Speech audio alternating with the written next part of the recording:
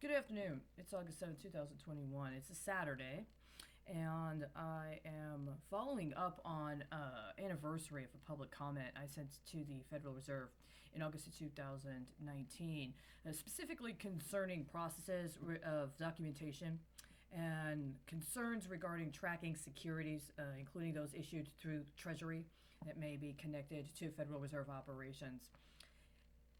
Have not received any response directly or formally to that. But last night, I was in a situation where information came to me that I had not previously been apprised of, even though I did reach out to a group of concern, more, if I'm correct, than 2 years ago, to request more information on their situation. And I'm not going to go into details, but I have what I understand to be evidence directly connecting theft of my identity to acts of terrorism in a country that is currently sanctioned as being a sponsor of terrorism, and it has been for a significant amount of time. This specific country is one that I have attempted myself to contact through official channels, as well as other countries in the area in consideration of events affecting that country. And I've also tried to contact entities within the United States, including the Department of State, the Department of Commerce, and the Department of Defense, as well as members of Senate, at least two, and have also attempted to go through another process in consideration of following up on the fact that I was a witness to the planning of a terrorist attack that ended up occurring in September of 2017.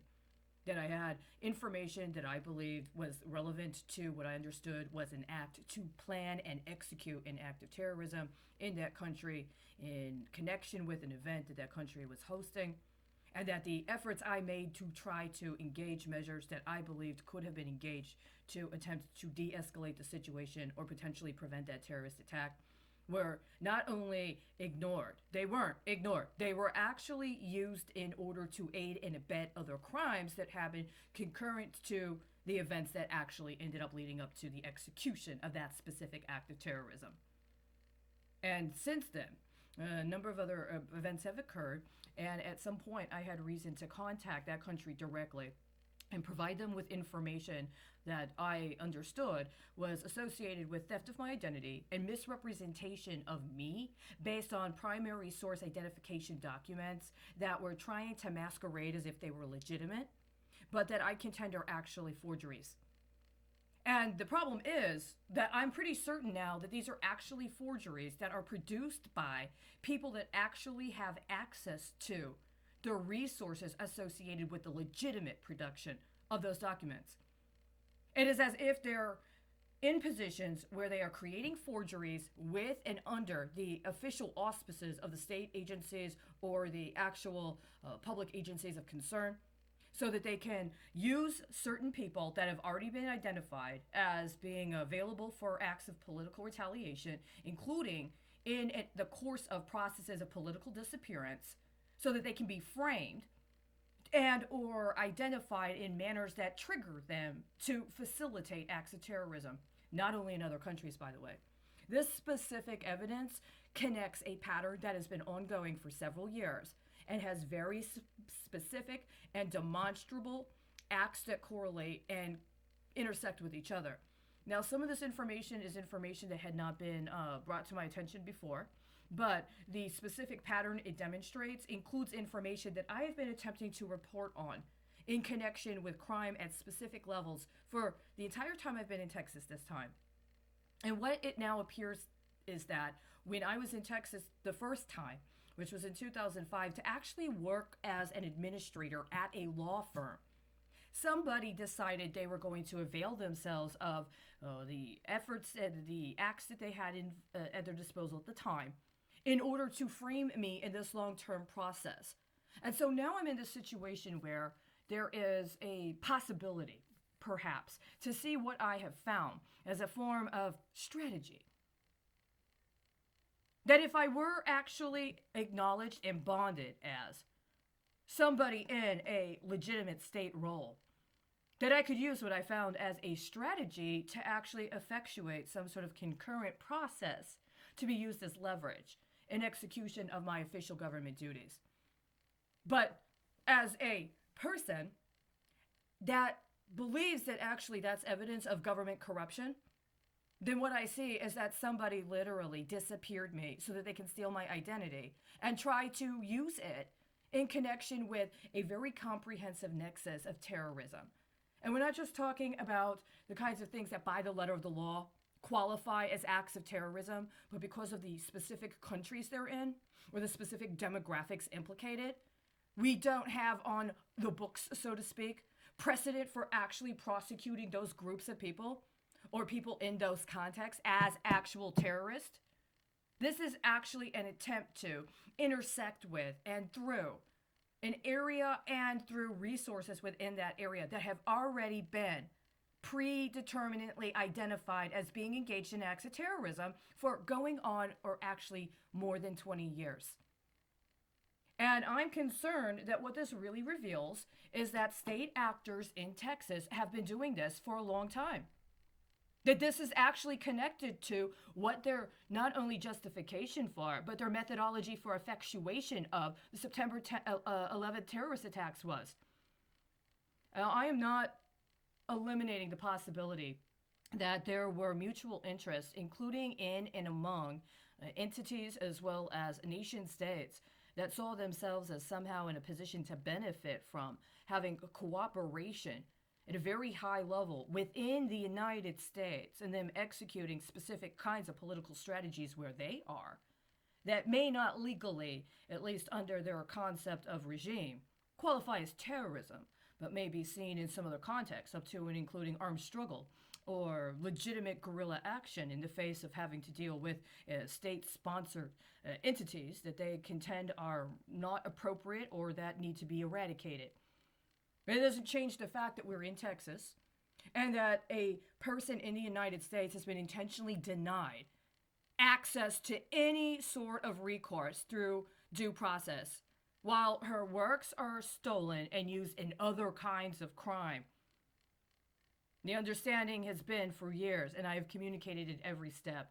And when you refuse to do what you're legally required to do in the milieu you're in, to the letter of the law, even when it's very simple, and you demonstrate that your intent is to game on leveraging that literal moment and encounter in some sort of derivative action or abstracted process with an anticipation that your behavior in that moment is going to have an impact on something else you haven't identified, you always run the risk.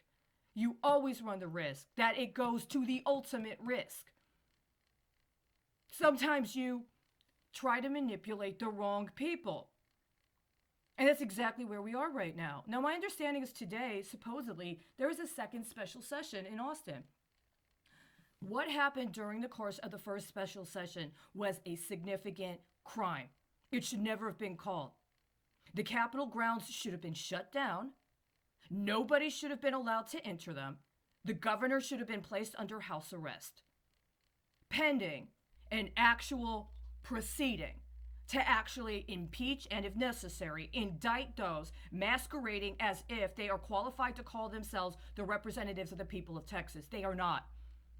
These actions that aid and abet destabilization, not only in our country, but as it now is evident, acts of terrorism in other countries that only serve to undermine any relationship we would have with those countries or their allies, as well as put us in significant positions of peril, where it would seem that the motivation is to try to see how many people they can get to relinquish responsibility for their own lives with an anticipation that they're going to receive some sort of sensory or other stimulation and sabotaging the national infrastructure or development of another country. These things are unacceptable. You do not have the authority of the people.